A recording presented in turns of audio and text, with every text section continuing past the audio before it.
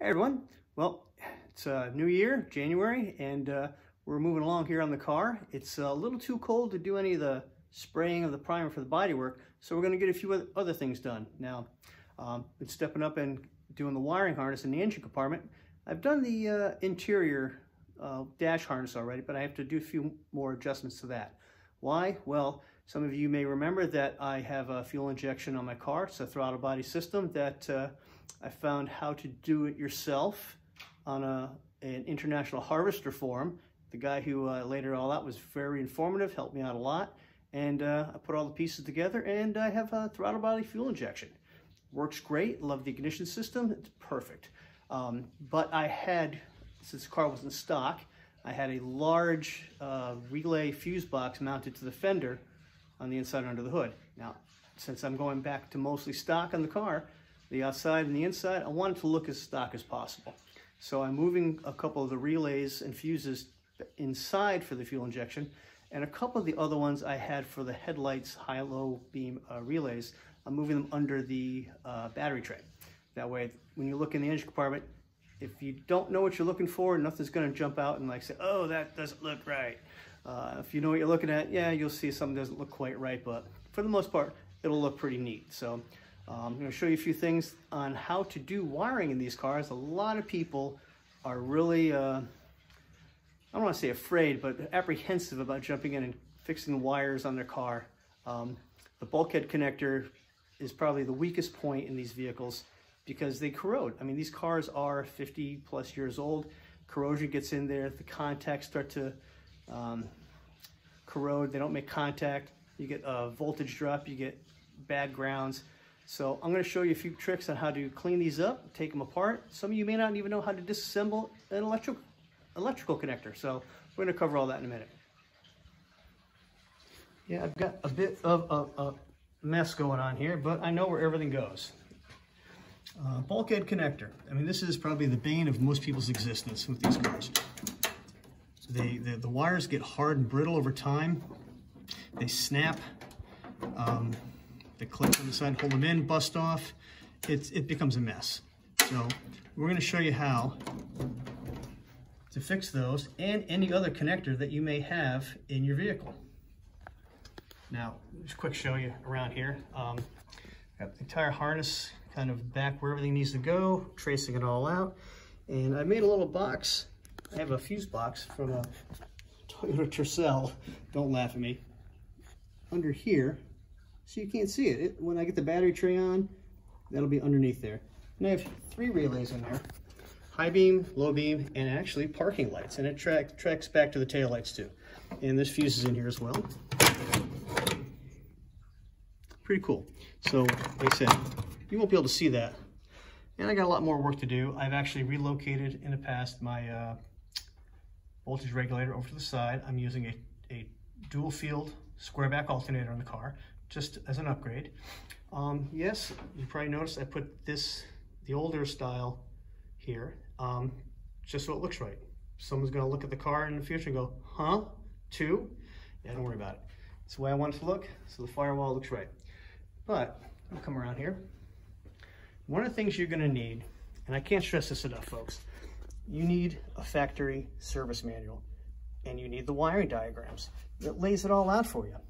If you have the manual for your car, it breaks it down to a couple of different diagrams. This one here is from the factory service manual for 1966 for the underhood. This one here is 2 pages for what they call the instrument panel.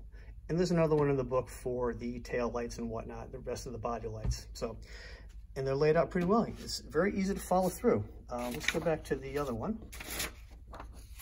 So if you're working on a wiring problem, if you have a wire that's broken off, I mean, you can pretty much tell by the orientation of the bulkhead connector. This is down. Start from A, B, C, D, all the way at the top. So if you're looking at it in the car, that's how you're looking at it. But it tells you what wire. Let's say you got a wire broken off of, this one here, N. What's N? Okay, D5, you just follow D5 down. D5 goes to here. That's probably to your signal lights and your parking lights. So D5, if you come up to D5, over here, it tells you what color it is. Tan. All right. There you go. It's that simple. You just need to be able to follow the schematic, and they try to make it as easy as possible. Now, a lot of you has probably seen this schematic. Very similar. You can find copies of this one on our club website at earlycuda.org. And it does the same thing. You just have to find whatever wire you're looking on. Let's say this one here, E. It's a violet wire, it comes down here, and you got to trace it. It's a little bit more difficult. Violet down here, temp gauge, engine unit. Okay, very simple. So in combination, I think I like the other ones better. This one's available on our website. Either way, take your time, get a manual, and start working on this stuff. It's not that difficult. Just trace it out. Now, the other thing I've done in the past is I've collected bits and pieces of old harnesses. I mean, I've got parts. I got some better bulkhead connectors on this side. Interior, that's a light switch. I got all kinds of stuff. This is the old fuel injection body relay box that is now out of the car. Gone, bye-bye.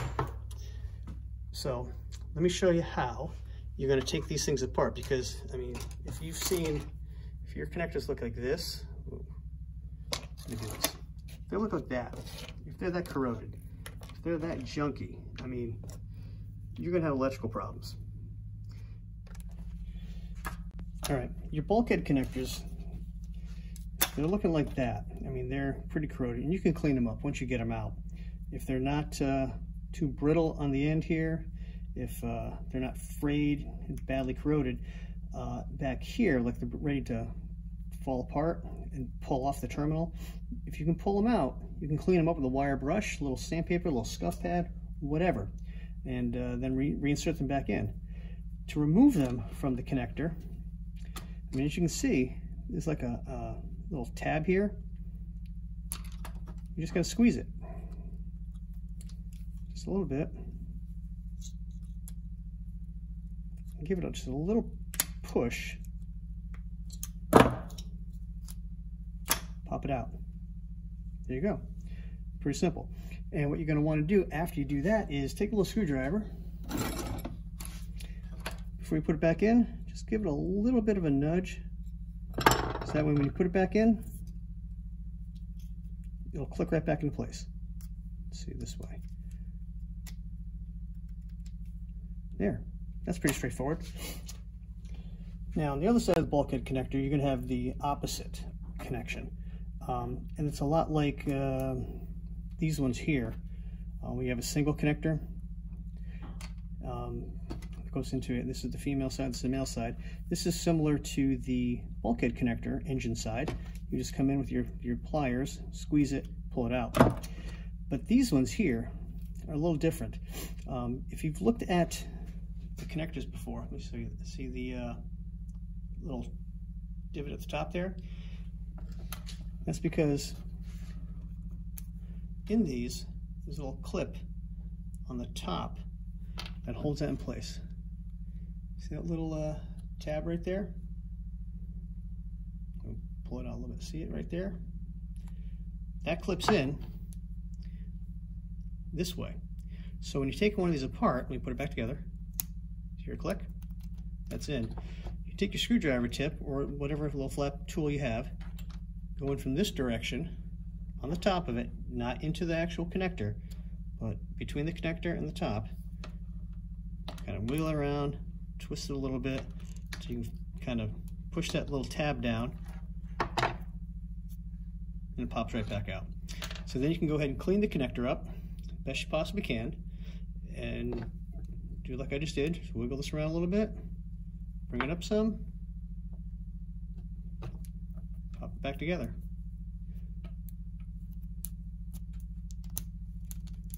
There you go. Pretty simple. All right, what I got here is a couple of new connectors, new terminals I should say, the male and the female. And these will go into most any connector that we have here, like these and these. I got them to do bulkhead wire and connector repairs. And these are a little larger gauge than what I need. These are 12 gauge connectors. What I really want is a 14 gauge. I got a lot of wire here, 14 gauge, and that's what I'm doing most of my repair work with, is slightly bigger wire than some of the originals, which is a 16 gauge. So when you're looking for new terminals, look for 14 if you want to upgrade a little bit, and they'll work great with some of the older wires, the smaller ones that you have here. Like this is like a 16 or 18 gauge wire, much smaller than some of them. So if you wanted to upgrade, buy some of these, look for them online. I got these on eBay, but you can find them from a lot of the other wiring manufacturers that have them, and I suggest getting a couple. Similar to the other one, you have this little tab, pop it in, done. Same thing, pop it in, done. The other thing I'd recommend doing, if you wanted to, when you're doing repairs, it's not necessary on these, but it can't hurt. Get yourself some of this shrink wrap. Cut yourself a little piece of it off, pop it on your wire, and it'll help insulate the end a little bit. What you have to be careful of is you don't have it too big, too thick, where you can't really shove it in. I've done a couple repairs on this wire harness before, and with the thicker wire, it really makes it tough to get it all the way in because it's a little thicker. But part of that is just a repair I did on these, and there's a little bit of solder in there to get it to stay. So, but doing a crimp, that's perfect. Oh, crimp, hold on. Somebody say crimping? Yeah, you need yourself a set of crimping pliers. Wait a minute. These will get the job done. Typically set up, you can see which gauge on the tips, 22 to 16, 16 to 14, and it'll get the job done. They also have some strippers in there for different gauge wires, and that'll help. If that's what you got, use it. For stripping wires, I have a tool like this, automatically kind of pulls the stripping right off, gets the insulation out of the way. I have another pair like this where you can set the depth by moving this little deal here, pulling it, and then stripping. These aren't bad at all. But for actually crimping, I have a pair of these. Nice professional set. This got wire clippers right in the end, and it'll do 2 different gauges. And I like these much better because I can really squeeze on these a little bit longer than those. They do a much better job. These will get the job done. These will give you a much better crimp. Just saying. Well, that's it for today. That's how you do wiring repairs on your car, and you can do them too. The best thing I can tell you though is pick up a factory service manual for your year-end car. Chiltons are okay, but go with a original factory Chrysler manual because they'll have the good wiring diagrams in them. At the least, head over to our website, earlycuda.org, to the technical section, and you'll find the wiring diagram for all the makes and models we have in our club. From 60, I think from 60 all the way up to 66 for Valiants and Barracudas, wagons, two-doors, everything. So check it all out. A couple other quick things is joining wires together. You can get butt connectors where you can just kind of put the 2 wires in, give it a crimp, and it's done. I suggest, I'm not a big fan of those because they make the harness thicker when you do it a repair.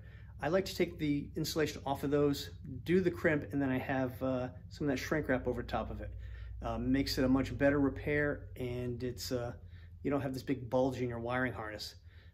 And you can stagger your cuts in the harness if you need to like do a repair of a couple of wires, and if it looks like all of your repairs are going to line up in one spot, you know, space them out a little bit and you'll be fine. That won't give you that big bulge in that harness where it's going to show up and look weird.